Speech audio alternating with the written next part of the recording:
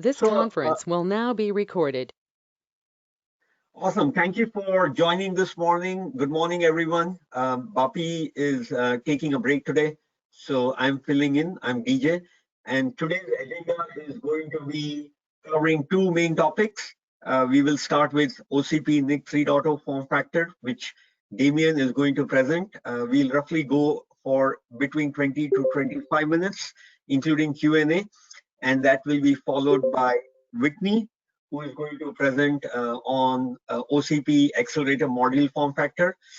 Both of these form factors are, critical submodules where ODSA-based solutions can, find home. So the idea today is for us to learn more about it and find way to contribute either, some special feature requests we need in these modules for the next generation, or also to inform these project streams on our requirements. So with that, Damien, do you want to share your screen, please? Yep, I will do that.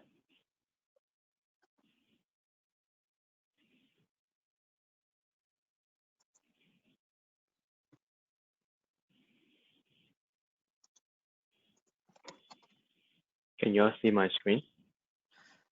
Yes, we can see your screen. Okay, great. So hi, I'm Damien, OCP NIC subgroup lead. Today, I will be giving a presentation on OCP NIC introduction, specifically tailored for the ODSA subgroup.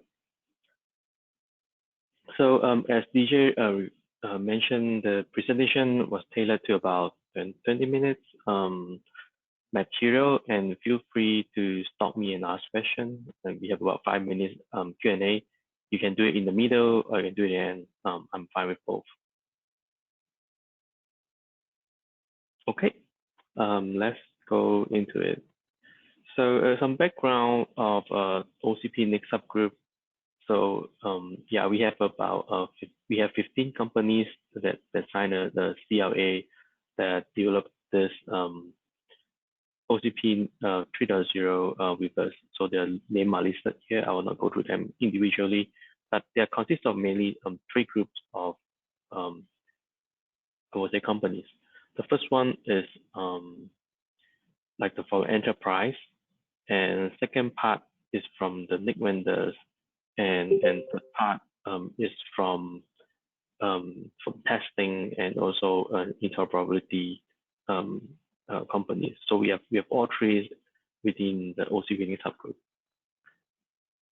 And some of the folks that attend this meeting, I have seen like Paul also attend the NIC subgroup meeting. Of course, like Michael and Jenna from time to time. So as for background, OCP 3.0, so we started back in the 2012, whereby it's initially contributed by Facebook. We have a mass 0.5, and then moving that in, we see some adoption, and then some people told us it's kind of good. So we move into the mass 2.0, whereby the spec is still owned by Facebook, but there's more community contribution into it. And in 2017, so we actually set up for a new mission that the spec should now be contributed by multiple companies. That's why the CLA was kind of formed. But what it did there was like all the inputs from different vendors, how you want to look like, and what do you want, what do you see, and then collectively together, all the input, and we have about 10 plus concepts, and finally select to one, which I will show later. So the intent is really to get a crowdsourced idea and build something that the wider community can use. And in this presentation, I will also talk about what we do next from 2020 and 2021, basically what's next after this. Okay, here is the OCP NIC 2.0.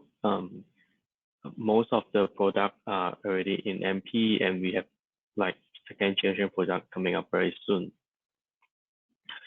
So we do have two form factors. I would say the one by far most common is the small form factor. And this is probably something that you have seen in demos and probably have used one of them. Just want to introduce that we also do have a large form factor that gives higher power capability, higher PCI lane count. It has been so far mostly on the smart NIC area, but this is a form factor, especially for ODSA. It doesn't have to be limiting yourself. If this form factor works for you, then you can put anything on it. I would say probably the reason why small form factor is more favorable is because from a NIC use perspective, the volume perspective, by 16 PCIe are probably good enough. And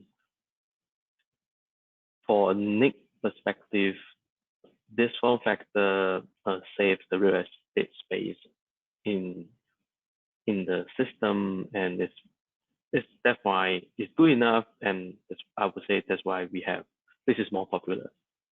And as for ODSA subgroup, my thought is, if you're looking for things that you need a front service module that makes sense for you, the ASIC and the design that you do look at this as one of the candidates for your features that you need.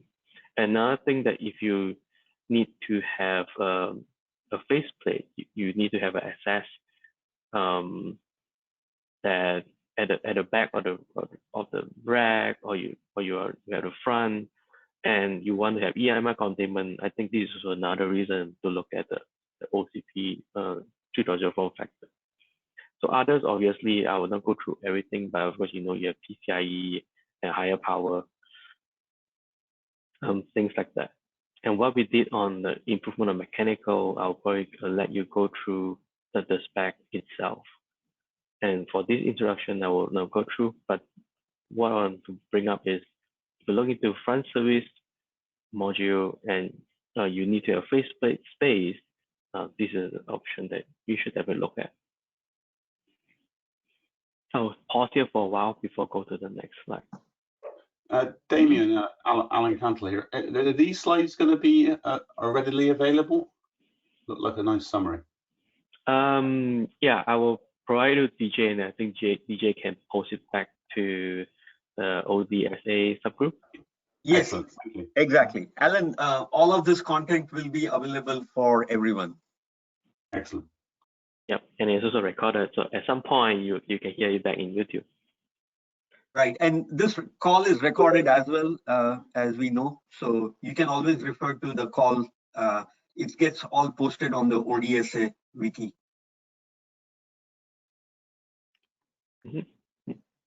Damien, one question. Yes.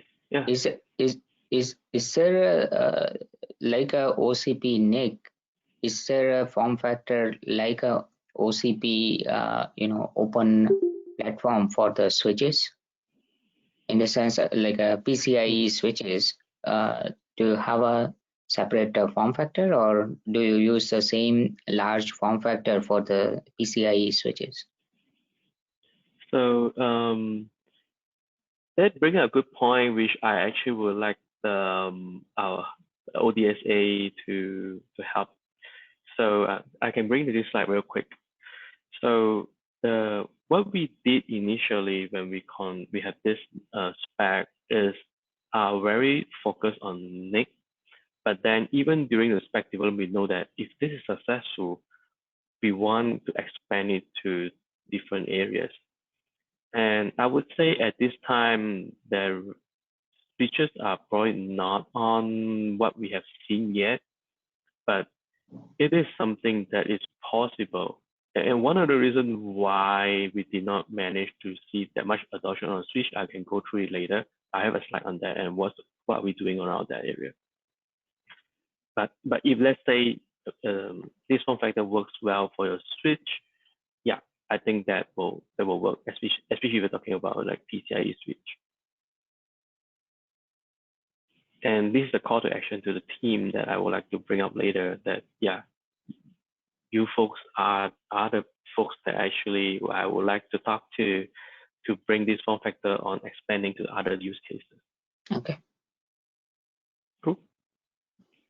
I'll come back to the switch question later and what we are doing to make it easier for the adoption. Yeah. Thanks for the question.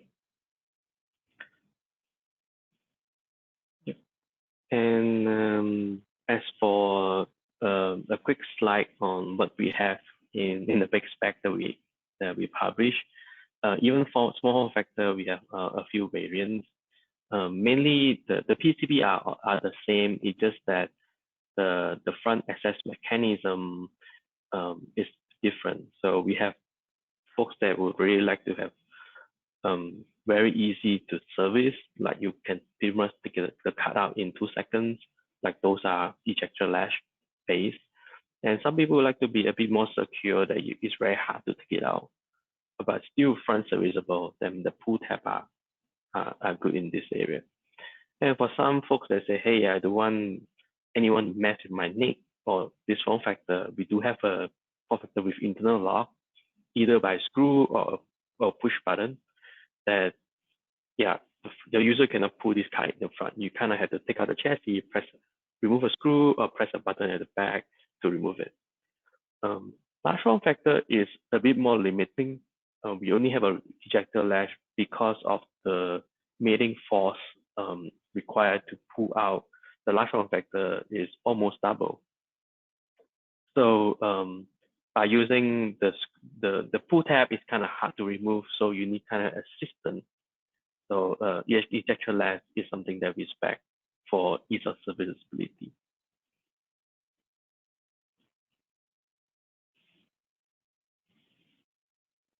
Okay, and then next I would like to talk about the small form factor real quick. That we really have, like, we span from 15 watt to 150 watt spec. So feel free to pick any. So from a baseboard and this NIC form factor negotiation, we do have register that the baseboard can read, whether the high power card are plugged into the slot that cannot be powered up. We have those information in the through, so that the baseboard can decide whether to power the card or not. If there's a wrong card being plugged in, we have mechanism that non-powering the card. That's what we have so far in the spec. All these things are not new.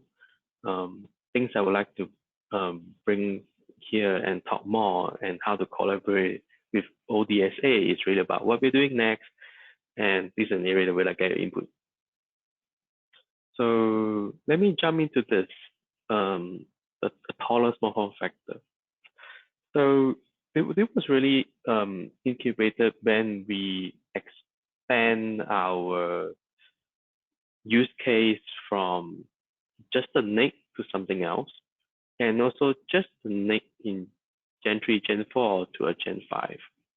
So as you know, most law are kind of tiring. We doesn't really get that the FET, the transistor size, miniaturization as soon as we see, but we still want to get doubling of speed.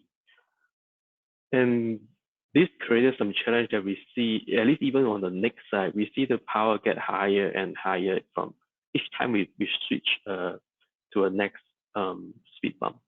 From 50 to 100, 100, 200, 200 to 400, we always see the power get higher and higher. And it does create a challenge in cooling them. So cooling them is kind of challenging now. And there's one of the reasons we're looking into having a taller form factor.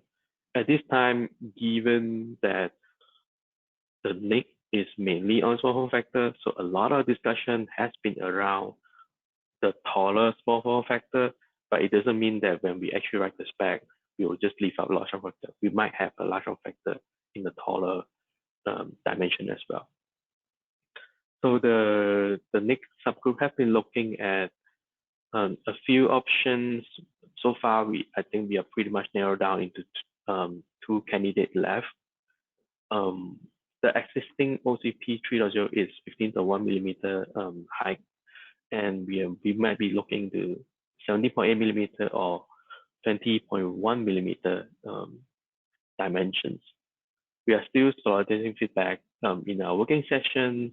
In fact, we have one working session coming up next Thursday, and yeah, gathering feedback, gathering thermal information, and gathering hot IO, cold IO performance, and whether we have enough headroom to scale into the next generation beyond 400G.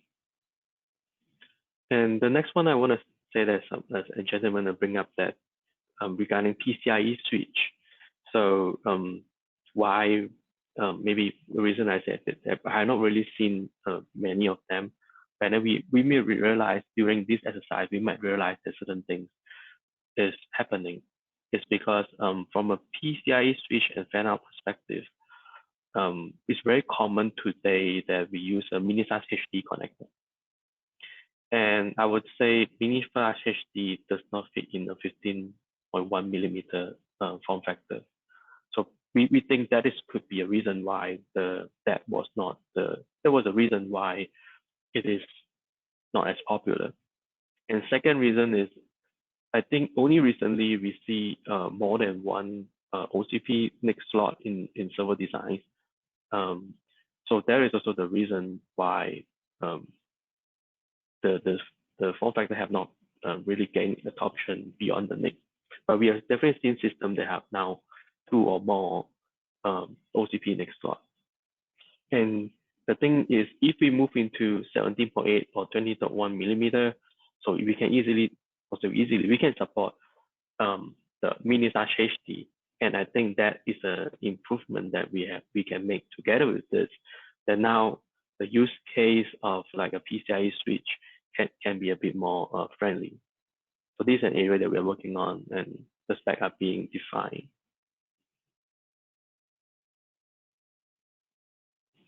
I will stop here for a brief moment before move on. Any questions around these three? Damien, I'm not sure whether specific to this slide, but I have a question for you. Can you comment on the power dissipation for the different module slots in these different NIC options? Power dissipation. Okay. Yeah, meaning like, you know, can they support what power modules can these NICs support? We define this form factor, and if we purely talk about NIC, it doesn't consume all the way up to whatever we have spec. But we have spec the slot so that in the event that you find a use case for, let's say, a 50-watt NIC, which is pretty high, and then you can still plug into the small factor slot if the baseboard support. So we define such a way that how much capability is being supplied to the slot, but how much consumption, I would say it's really depending on like the range of like, even we have 5 to 10 watt cards on RJ45, and all the way I have personally seen slightly over 30 on some of the performance NIC, and smart NIC can go to like 50, 60, but it's really dependent on the, I would say, vendor to vendor capability and what kind of DRAM they put in. Yeah, it's kind of wide, and it's kind of a bit proprietary to different companies as well. But from a support perspective, we have all this. Along the same lines, I presume because of the way you're populating it in the servers, that you're assuming a front to back airflow or back to front rather than left to right. Yes, we assume like the front to back, correct? Front to back airflow or back to front. So if anyone ever used these, I'm just sort of thinking of edge use cases. If somebody wanted to use these in a sort of a classic back plane free use chassis or similar, you know, in the future, then they typically have a top to bottom airflow because the back plane blocks the air. So I don't know whether you want to consider whether to have a universal airflow cooling for these different ones as a requirement or an option? I see. I would say the biggest thing that kind of make this left right not possible, despite all our diagram kind of show the front or back. Yeah, It's really we did not define how this heat sink needs to be. We just define the area that this sink can be. And for vendors who want to use it in multiple airflow direction, you can actually change the heat sink to be the pedestrian one. Then you give you any airflow. Right. Direction. Yeah. No, so I would suggest, all I would say is if you say this is the favored, but there is an optional, at least you highlight to people they could maybe offer different heat sinks for different airflows. Okay. Yeah, I think it's a good idea that we can. Yeah, we can put it in. Yes. Yeah, but the spec doesn't define that how it needs to be. Despite we do have some test tool that also, yeah, like our thermal test tool are also meant for the air to be front to back. That's a good input. Right. Yeah, I don't think we develop anything for the left to right, mainly because the use case are not that not much in the past, but we definitely will bring it up to our thermal team and discuss about that and see whether it's something they want to pursue. Hey, Damien, quick question. So you showed the power envelope to be from 50 to 150 or 15 to 150. Does that also change the size of the heat sink which will be there? And how does the size of the heat sink change? So the size of heat sink at this time, as I kind of mentioned, that we kind of allow the vendor to innovate. So obviously, if it's lower power, they can just do like maybe standard aluminum heat sink, maybe 25 watt. They need the copper heat sink, and 35 watt they might not heat pipe heat sink, and even 50, 80 watt active heat sink is probably required. And especially 80 watt, we might not have a solution today. That is the reason why we look at, hey, we spec the 80 watt and our form factor, even if you put active heat sink, unless you drive significantly high airflow, which is non-common for some of the server, or a very low inlet temperature, we won't be able to cool 80 watt. That's also part of the reason we actually spec this new taller form factor, mainly also support the high power use case. Okay, so what you're saying essentially is that the heatsink solution is not included as a part of OCP NIC 3.0. That is dependent on the vendor. Correct. That's dependent. We have defined the volume, but we did not define how the heatsink needs to be designed.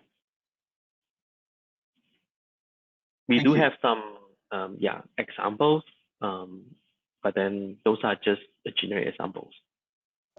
Also, because the form factor is EDSFF based and you extended it for 4C+, I presume, is there an intention that you could plug an SSD, an E.3 or an M.1 or an E.1 SSD in here or not? It cannot actually. Okay. Yeah, well, that's not the in terms of modularity and composability strategy of OCP, I think bringing those together some way and maybe forcing. Whitney tried it with E.1 and in E3. I'm not sure if she succeeded or not, if Whitney's on, but I think this is a wonderful area of going to the vision of modularity and composability of OCP. If we could align this, you've done some fantastic work here, and arguably it would be wonderful if we could get E1 and E3 aligned with this. Yeah, I would say to align that to the biggest problem is on the pin definition at the back. I definitely have seen aftermarket adapter card design that kind of make use of something like that. Like actually, I've seen one is large form factor. Large form factor being used to put multiple SSD drive on there. I have seen that, but it's not directly pluggable. Yeah, it's depending is whether adapter based or directly pluggable. I think adapter based is possible. Right. yeah, we have the pin that can support adapter base. Like we have an adapter card, just like what ODSA did.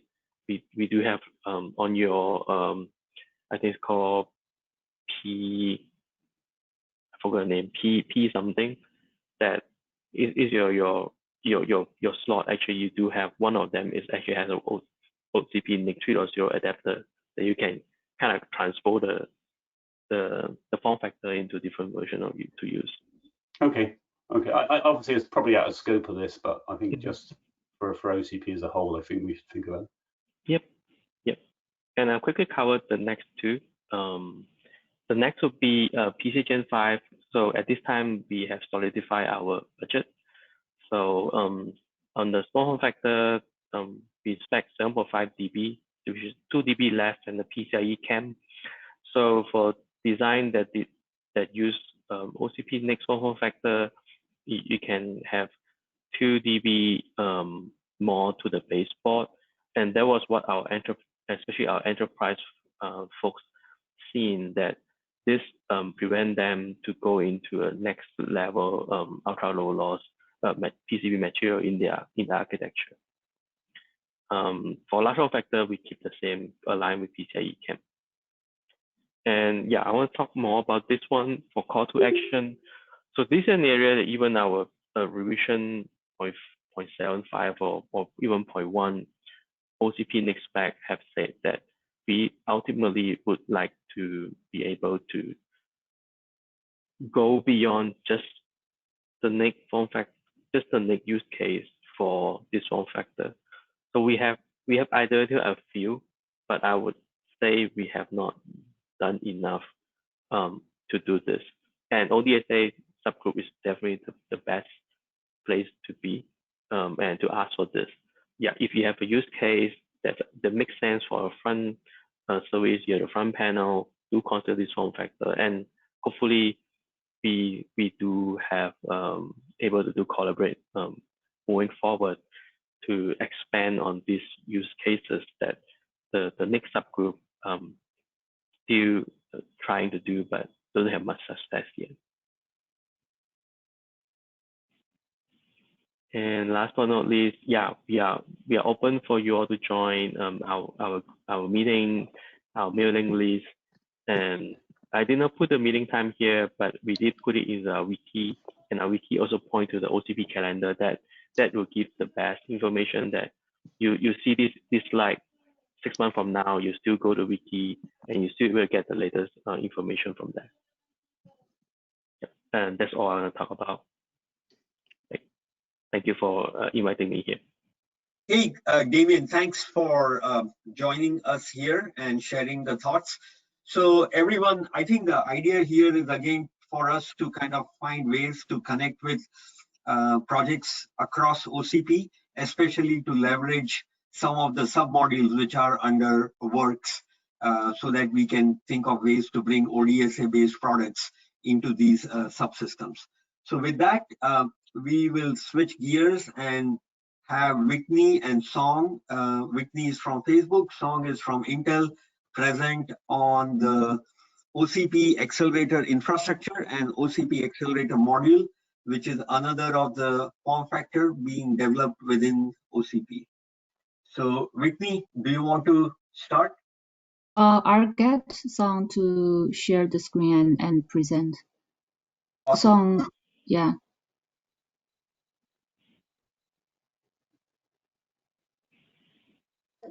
Let me give Song presentation rights here. Give me 1 second. I think he already presenting. I can see the share screen now. Oh, he does? Okay. Perfect. Okay. So good morning, everyone. I'd like to provide an overview for the OCP OAI. Okay. Let me switch to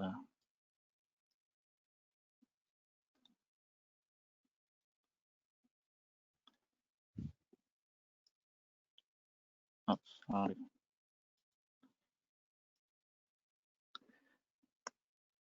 There you go.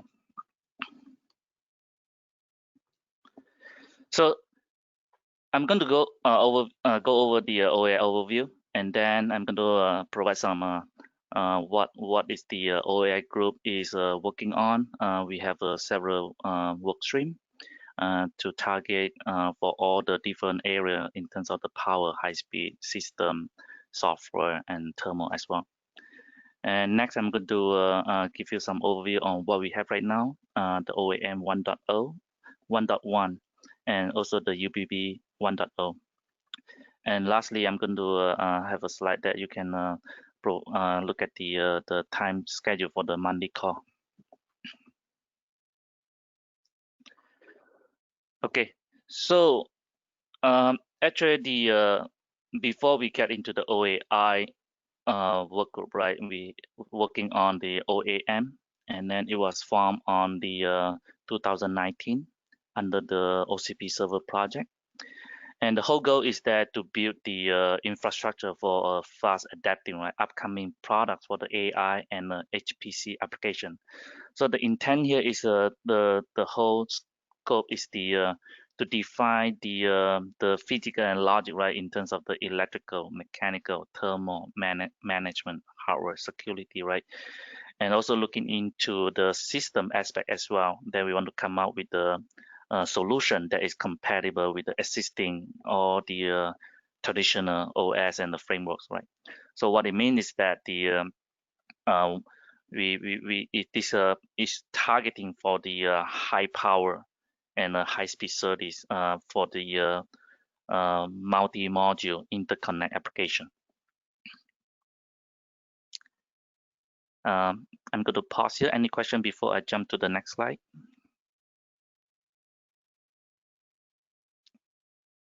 Okay. So right now, after we have the OAI work group, and then right now we split it to a different work stream. So we have 5 work streams right now. One is the OAI system. So the OAI system work stream is focused on to maintain the OAM and the UBB 1.0 spec, right? And also they're working on the HIB 1.0 and also the chassis spec. And the same group as well is going to cover the system firmware requirement as well. For the power work stream, we are looking into like power delivery board, right? And also looking into the OAM and the UBB for current 1.0 spec, but they are going to also involve into the 2.0 spec. I can talk about the 2.0 later. That is something that we are planning to work in the work stream. And for the cooling, the cooling that the work stream right now is focusing on is liquid cooling solution. On the previous 1.0, we have done on the air cooling with the heatsink that can support up to 450 watt.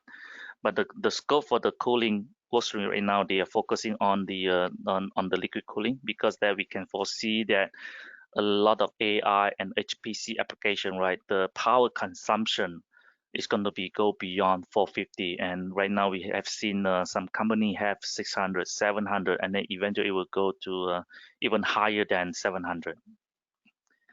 For the high-speed work stream, the high-speed work stream mainly is going to be defining to the OAM 2.0 spec. We're going to look into the what are the next generation high-speed is going to be looks like, right? For instance, the 112 gig PAM4, and what will be the next thing, right? And also look into the PCIe Gen 5, Gen 6. And at the same time, also co-work with other work stream to define the what is the power consumption, right? In terms of the form factor, the connector, and etc. that we want to, based on what we have right now on the 1.0 and the feedback from the end user, and also the OEM supplier and the system manufacturer, right? Then we were going to incorporate all those feedback and put into the work stream and come up with the 2.0 spec. And the last one is the OAM2, right? We want to have a more common vendor agnostic utility for the OEM management. In the 1.0 spec, I think this is still going on right now, and want to come up with a common like library that each OAM supplier, they can just provide their own library and then plug into the software, so that the on the user side, they are not worried about like changing a lot of the management. They just have a one superset, then they can deal with a different OEM supplier. So, Song, I have a quick question on the OEM tool, which is a common vendor agnostic utility for OEM management.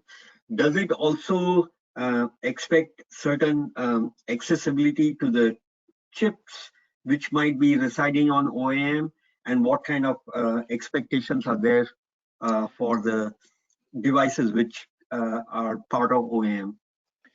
So for the OEM tool, like each OEM supplier, they have their own library in terms of accessing the device internal register or chip.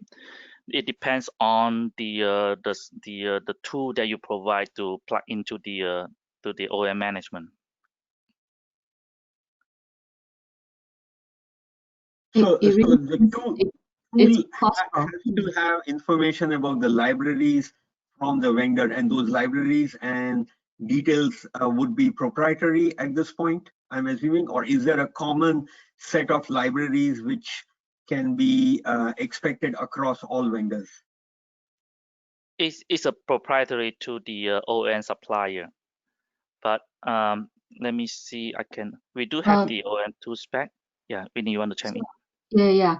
So DJ, we have a set of like a definition for OEM tool, what should be provided, right? And then we also have a channel to have a proprietary information from each vendor. And then we define the common interface, and then it's up to each OEM supplier. They provide the library, and then at least for the common what we defined in the OEM tool, they need to provide. And then other than that, if they have extra information, the proprietary path for them, they can provide whatever we need or they want to provide. Yeah, I think this would be of interest to ODSA community, because many of the vendors developing devices which could become part of OEM could come from ODSA community, and it would be good for this community to know what are the expectations, what are the common features of the library, and what could be proprietary, or at least discuss some example ones. So maybe not today, perhaps later at a subsequent call, both of you can come and maybe we can deep dive into some of the requirements of this libraries. Will that be okay? Sure, DJ. Sure. So OEM tool, it's a workstream led by Wei and other people, and then we can definitely invite Wei to come to present. Okay, thank you. And I'm speaking on behalf of everyone, but please, anybody feel free to chime in to kind of share your thoughts on this as well. Just on the OEM tool, just from my perspective, I think that's excellent if we're harmonizing. And in the HPC work group that I lead, that's one area where the HPC community wants to see much more harmonization at the in the management level. So I'm very interested in that. Sure, Alan. We can offline. We can talk more about it. Hi, this is Philip, and I'm really interested in the cooling work stream. Okay. You can send me a message. I can connect you to the cooling work stream. Thank you.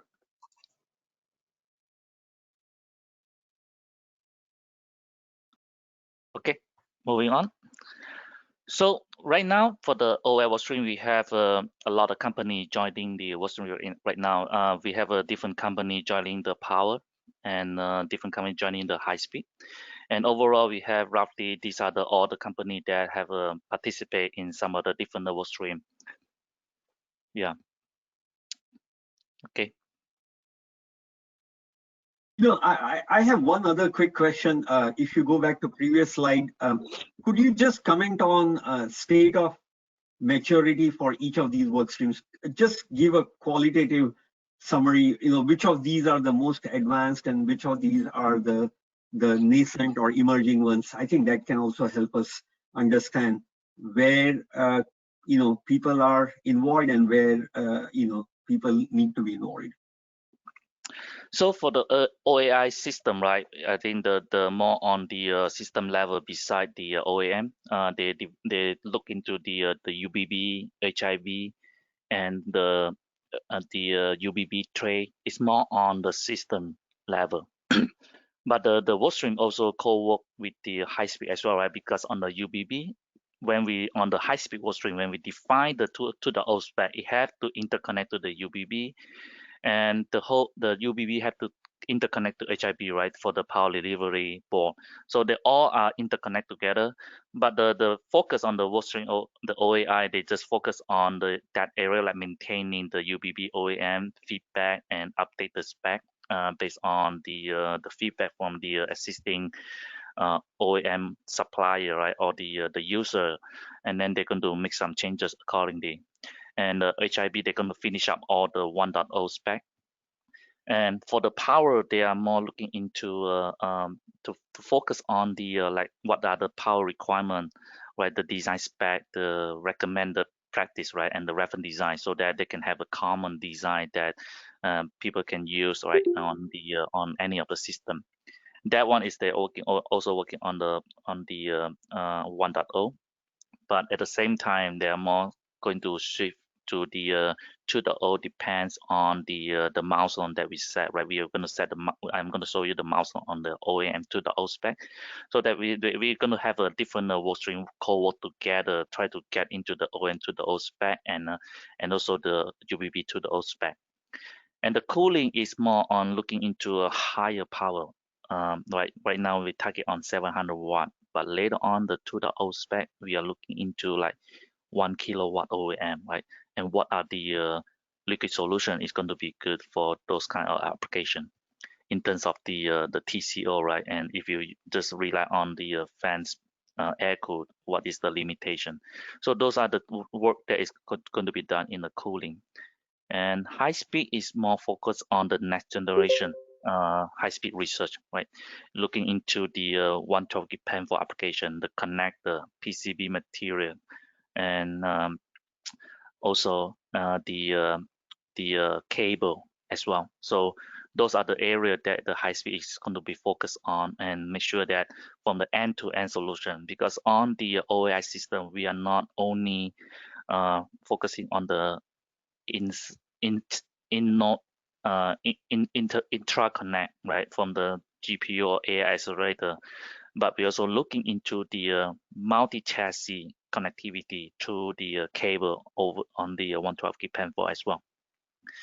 And the high speed is also going to focus on the 2.0 spec, so they're going to come up with the definition for the 2.0 in terms of the form factor, right? So that is going to be connector selection. If we can, what the 2.0 spec is going to be set the guidance for the 2.0, and then we're going to look back at 1.0 and see what we can do, what we can reuse on the 1.0, or what need to be have on the 2.0. So those high speed working is going to focus on these two areas. And lastly is the OAM2.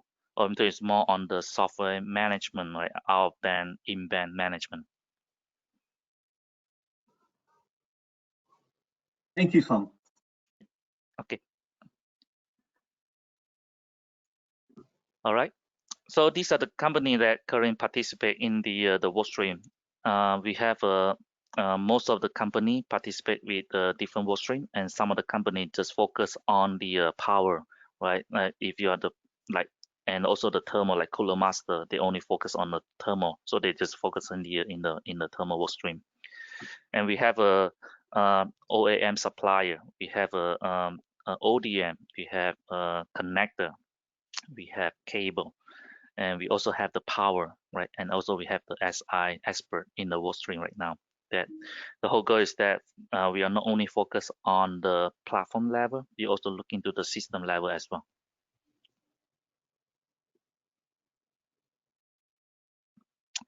So OM, what do we have in the OM spec 1.1? The spec right now is in 1.1 revision. So the OM size is 102 by 165 mm. The way that we define it 1.102 by 165 is that when we look at the system, right, and like for focusing on the make sure that the 19-inch what is the size of the OEM that we can fit into that system, and we come up with the 102 and 165 that is based on the feedback from the OEM supplier as well. And also the for the power, we have a 2 power delivery for the OEM. One is target for more on the low power. The low power, what we talk about, is a 350 watt max, and another one is for the high power, is 700 watt max. But even though you are low power application, you still can use the high power design. And the low power is only like 350 watt is only on the 12 volt. That is what you can get the maximum. But if you want to go beyond 250 watt, then you have to go with the 55 or 48 volt power input. Okay, and we have 2 cooling solution, right? The team has working on the what is the maximum that we can cool, right, for the air cool, so that we can after with the 3U design, right, when we define the system height, and the 450 watt is the max that you can cool with the OEM at the 3U. Beyond that, you have to go with the liquid cool, right? But even your OEM is less than 450, you still can go with the liquid cool. Either way, it depends on the application and the end user needs. And the OEM has the total of 8x16 links, and 1 for the host, and the 7 are for the intermodule links, or I would say that it's for the intermodule, but it also can doing the scale out from the chassis to the chassis.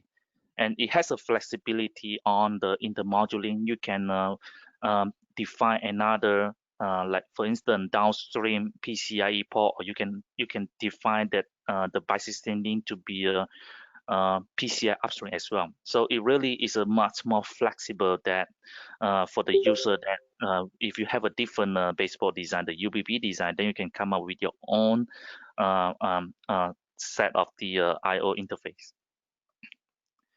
And also we define the system management and the security requirement, right, for the boot, right, and the secure boot, and some of the telemetry.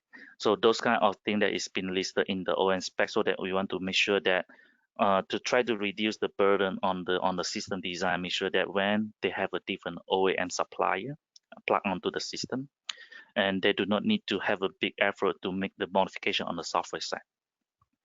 Yeah, and the whole goal is that the OEM can be inter-swapped with a different OEM on the same baseboard, as long as the topology that they want to have, right, is the same.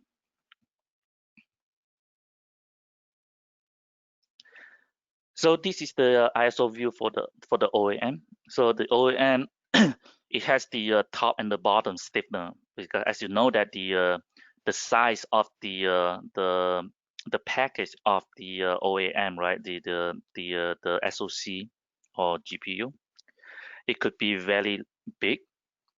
And if you look at the performance of the OEM, right, they try to target on the AI application, is going to be getting more and more, and then that turns out that the package is going to be growing bigger and bigger. So you can see that we do need to have a top stiffener and the bottom stiffener to hold the card, making sure that is a reliability concern that we have and does not have any issue. Okay. And the picture on the right is that where you can mount your, or we also define the location on the heatsink, right, where you can mount the heatsink on the OEM. And we also provide some guidance on the service availability installation, right? For instance, you need to have a top handle, right? How do you handle the heatsink, prevent the damage in the heatsink while doing the installation and the service availability? So those kind of thoughts are put into the OEM spec. And this is the OEM pin map. So we have been partition how to partition the SerDes. So you can see that on the connector 0 we have a 4 set of by 16, and on the connector 1 we have another 4 sets of by 16. So but the connector 0, the one is used for the PCIe host, but the host can be any alternate protocol, right? You can use a different protocol if you want to. And the power is on the bottom is going to be focused on just group into one area, so that if you look at the OEM design, right, you don't want to have a different voltage on different area, so they want to focus on one area, so that for the OEM design it will be much more easy for the OEM design.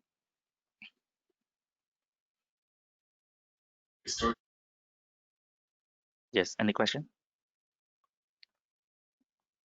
No. And this is a slide that we have on the power pin map. So we have, even though the connector itself is a high-speed connector, but we have been working closely with, for instance, this connector is a mirrorless for Molex. We're working closely with Molex and how to get the higher power, higher voltage, and higher current to the OEM. And these are the definition and co-work with the Molex and the work stream, and then we come up with this pin map. Okay. And for the high power, right, when we talk about 54 volt or 48 volt, we actually the voltage range is from 44 to 59.5. And but we can also go into the lower voltage down to 40. But there is a mechanism we have to deal because of the if anything below 44 volt, you need to power break the system because there must be something wrong, or maybe they're in the battery mode. They do not want to run at the full TDP. Then from 40 to 44 volt, we recommend the system generate the power break so that they do not try to reduce the power consumption on the system. Okay. And we also define the end-to-end channel loss, right? We are not when we have the OEM, we are going to have an OEM to OEM interconnect, and we have defined what is going to need to be, right, the link budget on the OEM, and we can see what is the link budget on the UBB, and that will have some other implication on the UBB, because if you look at the different AI or HP solution, right, they have a different topology. They have a high vacuum mesh, they have a almost fully connected, they have fully connected, they have a scale up, right? So that we define that, and for the OEM at the time that the 1.0 we only focus on the 56 gig PAM4, and then we define that the OEM should not be more than 8 dB, right? So the channel end-to-end channel loss is going to be 30 dB, so it will leave the 14 dB for the UBB. And based on the PCB material that we have available in the past 2 years, right, is the ultra low loss. With that, we have come to the conclusion that after running the channel loss analysis, that we can reach to 56 gig PAM4.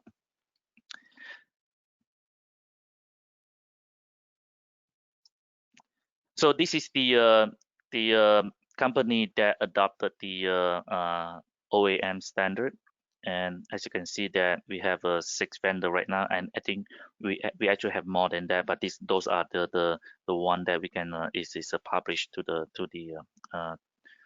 industry. Okay. UBB spec 1.0. So the UBB is defined to support 8 OEM, and as I mentioned before, that when we look into the OEM form factor, we actually look into the system and the baseboard as well. Like it can fit into the 19-inch, or you can put into the 21-inch, right? Because the minimum that we target is a 19-inch, and you can have 21-inch, or you can have any customized system as well, as long as it does not less than 19-inch. And we also define on the OEM and the UBB, we define a different based on the topology defined by the OEM, right? And then we did a lot of assessment on the UBB, right? How to achieve the goal that can support the topology that we want to have on the OEM. And we also adding these option on the host interface retimer, right? For instance, the PCI retimer, because if you look at the system design, they have a co-planar design, they have a stack version design.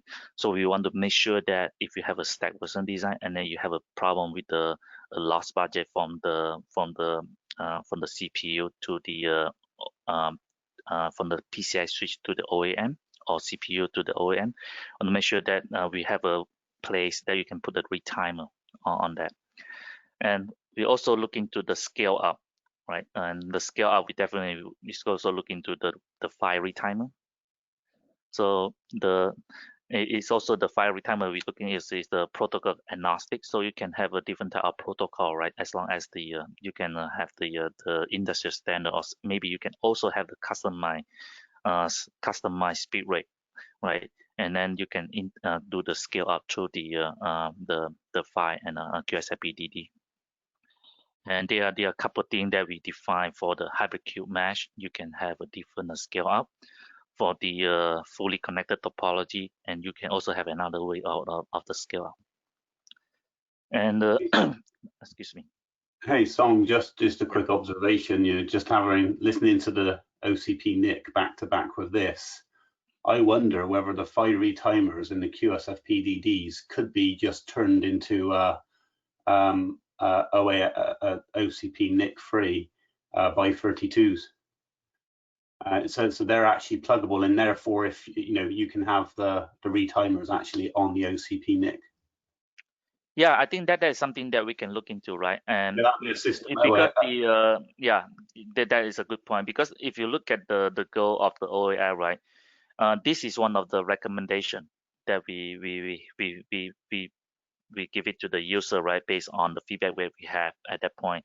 And then you can change the UBB into any form factor that you want, right? Right. Yeah. So this is about that in the past as well. That's right. Yeah. Yeah. So for instance, if you want to have a more high density QSFP-DD or OSFP, right, you can have a different design, maybe a stacking design, or maybe you can come out with the like what you're saying is the OCP NIC, right? You can have any kind of form factor, and the area that we reserve for the edge of the card from the UBB to the edge of the OEM is roughly 110 millimeter. So those are the area that you can see what you can do with that. Yeah, because the way that we define is that we see what is the max that we can go on the depth of the chassis. So that's how we come up with the 585.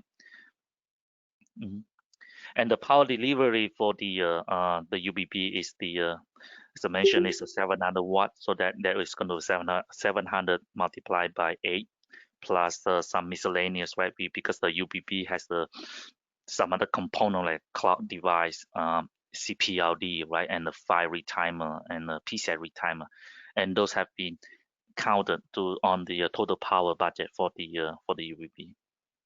And also that the UBB also provide the topology for the debug and management interface, right? For instance, some of the OEM have the JTAG interface, some of the OEM have the UART interface, and then how are we going to put it all together and have a common interface that people can and just to debug the OEM just like with the one interface. We do not want to have like so many debug hook, right, just to troubleshoot a different OEM, and the UBB spec actually define that and how to for the UBB implementation. Okay, and these are the interconnect topology that currently is a support, right? And we do define certain topology, for instance, the fully connected and HCM hybrid QMS topology. The most important thing is you want to make sure if you want to reuse the same UBB, then you need to make sure that your port mapping is doing according to the UBB spec. So that we try to have when you want, if company A or B, they both can support fully connected topology and with the same set of the SerDes port, then we want to have them to design the same port mapping according to the UBB so that they can reuse the same UBB for different OEM. And for the 1.0, we actually have quite a lot of the ODM is helping into the spec development and also doing some SI and some of the system analysis. And right now we have an Inspur Hive GT, Inventec, right? They developed the system Supermicro weaving as well. And this is actually is a prototype that they built. They try to present it to the customer, and they have done a lot of the testing with the help from the OEM supplier on the SI, PI, thermal, yeah, etc. Okay, I want to quickly jump into the OEM to the O spec development milestone that we set. So the goal is that we are going to come up with the 1.0 spec by end of the year 2021, and we have a plan now on the milestone, like for the from beginning, right, is starting on January, and then by mid of the year, what do we try to achieve, right, in terms of the spec development. And from point 4 to point 8 is going to be much more faster, and then from point 8 to point 1, I would assume is going to be even faster. So point 8 is going to be very close to the 0.0. So we may be able to pull the 1.0 spec to the lab. It depends on the point 8 maturity. So I think the more focus right now is on the point 4. The point 4, we want to define the form factor, right, and see what we can keep, what we need to change, and connector, PCB material, right. We will also want to provide some guidance on the PCB material as well, because right now we are targeting for the 112 gig, and also see if the ultra low loss can be used, or we have to move with the hyper low loss, right? Or can be a mix, right? Maybe OEM itself have enough margin, then they can use a ultra low loss material, but the UBB definitely have to go with the hyper low loss. So those kind of the discussion is going to be happen in the high speed work group, and also the other workstream lead also joining the work group itself for the spec development. And lastly, this is the wiki for the OAI, and you can go to the site to see how to get involved into the OAI work group. And the OAI work group project monthly call is on the second Wednesday of the every month, 8 to 9 PST time. All right. Any question?